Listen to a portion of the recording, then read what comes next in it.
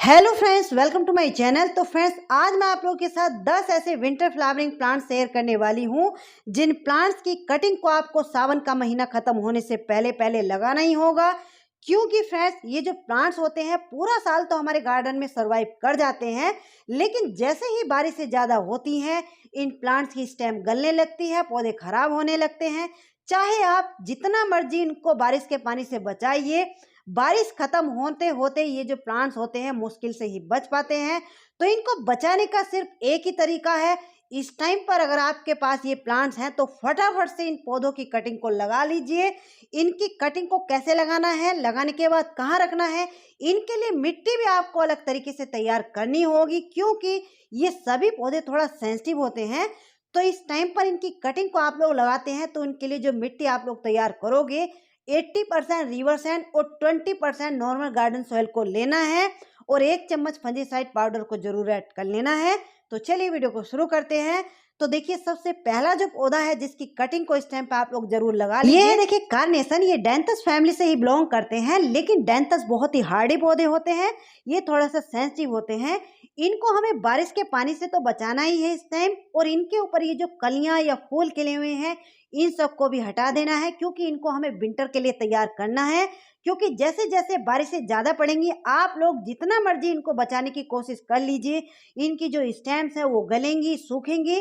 तो इसलिए इनकी कटिंग को भी इस टाइम पर आप लोग लगा लीजिए। तो कटिंग इनकी आपको कैसी लेनी है, कुछ लोग इनकी कटिंग को लगाते हुए गलती कर देते हैं। तो देखिए, इनकी कटिंग को जब हम लगाते हैं तो कटिंग के नीचे की जितनी भी एक्स्ट्रा लीव्स होती हैं उन सबको हटाना तो जरूरी होता है, लेकिन इनको इस तरीके से नहीं खींचना है। या तो आप लोग किसी कैंची वगैरह से कट कर दीजिए या फिर अपने नाखूनों से हल्के हाथों से इनको हटा दीजिए। जब इनकी पत्तियों को खींच करके आप लोग हटाओगे तो इनके जो नोड एरिया होते हैं वो खराब हो जाते हैं, तो कटिंग आपकी सूख जाएगी, गल जाएगी, कटिंग ग्रो नहीं होगी।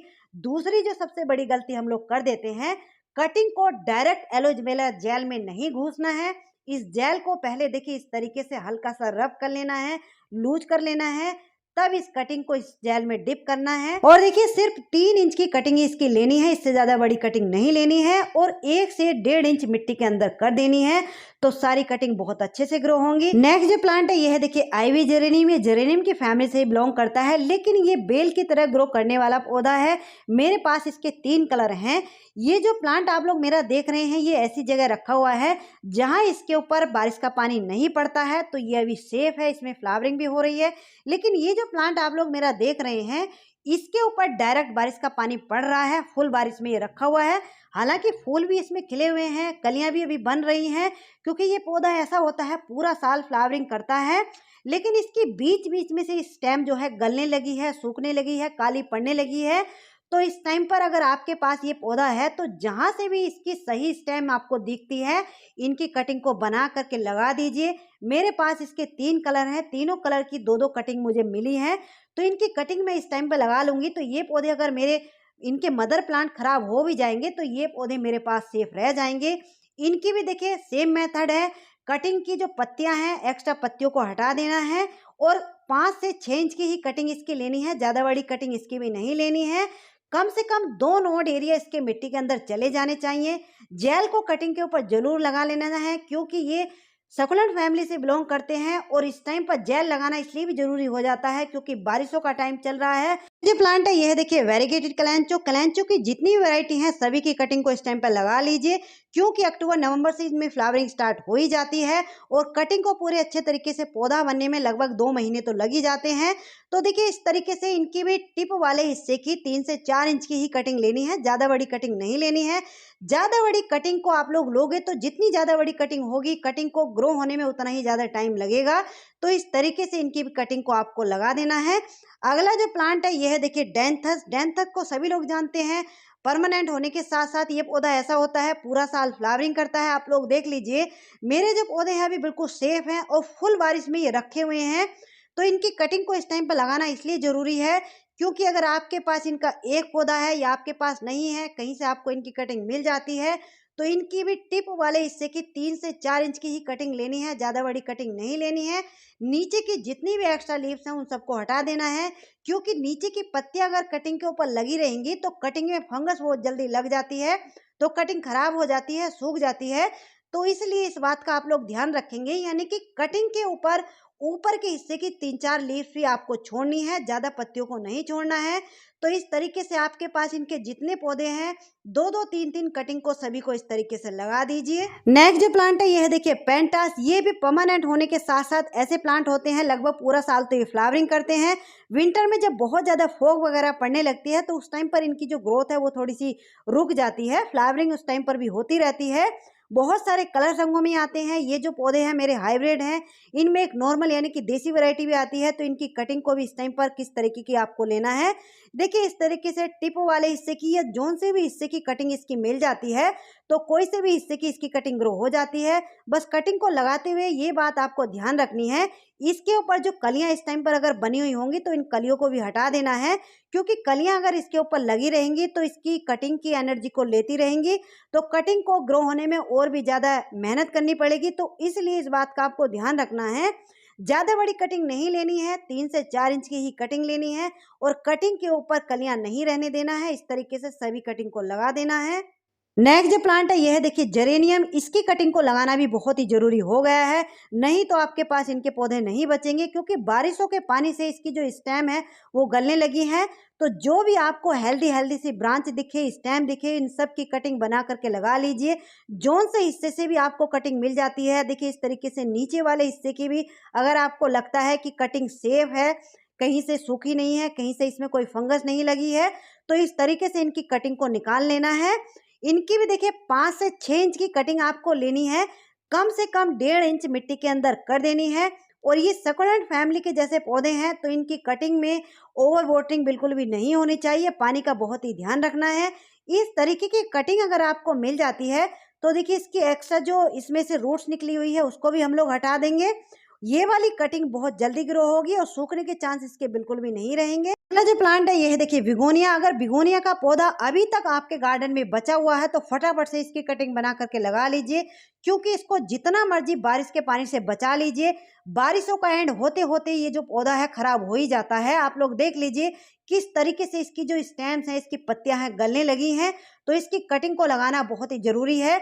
इसकी कटिंग अगर आपको नीचे वाले हिस्से की मिल जाती है, वैसे इस टाइम पर आपको जल्दी से नीचे वाले हिस्से की कटिंग मिलेगी नहीं, क्योंकि नीचे वाला हिस्सा इसका खराब होने लगता है। ऊपर वाले हिस्से की इसकी जो ब्रांचें हैं लंबी लंबी सी इस टाइम पर होने लगती हैं।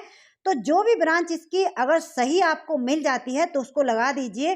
कटिंग आपको इसकी कैसी लेनी है, देखिए इतनी बड़ी कटिंग लेनी है, 4 से 5 इंच की, यानी कि कम से कम 2 नोड एरिया मिट्टी के अंदर चले जाने चाहिए तो कटिंग अच्छे से ग्रो होगी। इसकी कटिंग को लगाने के बाद तुरंत आपको पानी नहीं देना है, 4 से 5 दिन बाद आपको पानी देना है। यानी कि मिट्टी को तो हम लोग पहले ही गीला कर लेते हैं, तुरंत पानी नहीं देना है और बारिश के पानी से बचाना है, बारिश के पानी में बिल्कुल नहीं रखना है। अगला जो प्लांट है ये है देखिए क्रिसैंथेमम, यानी कि गुलदाउदी। बहुत ही कॉमन सा प्लांट है, ज्यादातर सभी के घरों में ये मिल जाता है। इस टाइम पर इसकी कटिंग को लगाना बहुत ही जरूरी है। अगर विंटर में आपको इससे फ्लावरिंग चाहिए तो फटाफट से इसकी कटिंग को लगा लीजिए। ये मेरे मदर प्लांट बचे हुए हैं लास्ट ईयर के, लगभग 13 कलर मेरे पास हैं। तो इन सभी की मैं 10-10 कटिंग लगा रही हूँ इस टाइम पर अभी तो देखिए इनकी भी जो कटिंग आपको लेनी है ज़्यादा बड़ी नहीं लेनी है। कुछ लोग इनकी कटिंग को लगाते हुए ये गलती कर देते हैं। मेरी फिंगर से आप लोग अंदाज़ा लगा लीजिए, लगभग 3 से 4 इंच की ही कटिंग लेनी है, टिप वाले हिस्से की। सॉफ्ट वुड कटिंग लेनी है, तो सॉफ्ट वुड कटिंग जो होती है वो जल्दी ग्रो होती है। तो इस तरीके से इन पौधों की कटिंग को लगा देना है। गुलदाउदी भी एक परमानेंट ही पौधा होता है, लेकिन इनको हमें कटिंग से लगाते रहना पड़ता है नेक्स्ट ईयर के लिए सेव करने के लिए। तो अगर आपके पास इनके पौधे नहीं हैं, कहीं से आपको इनकी 2-4 कटिंग मिल जाती है तो इस टाइम पर ला करके लगा दीजिए। अगले साल के लिए आपके पास ये पौधे आपके पास सेव हो जाएंगे। अगला जो प्लांट है ये है देखिए डहेलिया का। कुछ लोग जुलाई के महीने में डहेलिया की कटिंग लगाने के लिए बोलते हैं, लेकिन जुलाई के महीने में मैं आप लोगों को डहेलिया की कटिंग लगाने की सलाह बिल्कुल भी नहीं दूंगी, क्योंकि फ्रेंड्स सबसे पहली बात इस टाइम पर एक तो इनकी हेल्दी कटिंग आपको नहीं मिलेंगी। दूसरी बात, इस टाइम जैसे बारिश हो गई तो बारिश के टाइम में तो मौसम ठंडा रहेगा, जैसे ही बारिश के बाद धूप निकलती है मौसम में गर्माहट आ जाती है। तो इसकी कटिंग इस टाइम पर हम लोग लगा देते हैं तो ज़्यादातर या तो कटिंग सूख जाती है या गल जाती है। तो अभी कम से कम 15 दिन और रुक जाइए। अगस्त के स्टार्टिंग में इनकी कटिंग को आप लोग लगाओगे तो कटिंग ना ही सूखेगी ना ही गलेगी, आसानी से ग्रो हो जाएगी। वैसे ऐसा कोई रूल नहीं है, कोई नियम नहीं है। अगर आप लोगों को लगता है कि अभी भी आप लोग इनकी कटिंग को ग्रो कर लेंगे तो लगा सकते हैं, लेकिन कटिंग को लगाते हुए एक बात ध्यान रखनी है, कटिंग आपको देखिए किस तरीके की लेनी है। इस तरीके की ये जो कटिंग होती है, ये देखिए इस तरीके से आप लोग दबा करके देखोगे, ये जो खाली अंदर से खाली होती है, इसमें आपको होल सा नजर आएगा, तो ये कटिंग कभी भी ग्रो नहीं होगी।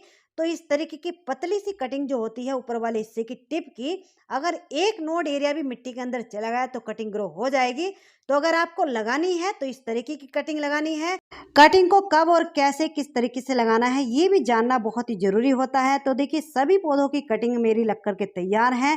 कटिंग को लगाने के बाद अब रखना कहाँ पर है, ये जो सभी पौधे हैं थोड़ा सेंसिटिव है, तो इनको डायरेक्ट बारिश के पानी में नहीं रखना है। एक आध बारिश का पानी तो इनके ऊपर हल्का सा पड़ जाए, उसके बाद इनके ऊपर बारिश का पानी नहीं पड़ना चाहिए। कहीं ऐसी जगह रख देना है जहां इनके ऊपर छाया रहे, यानी कि इंडोर नहीं रखना है, रखना आउटडोर ही है, लेकिन बारिश का पानी डायरेक्ट इनके ऊपर नहीं पड़ना चाहिए।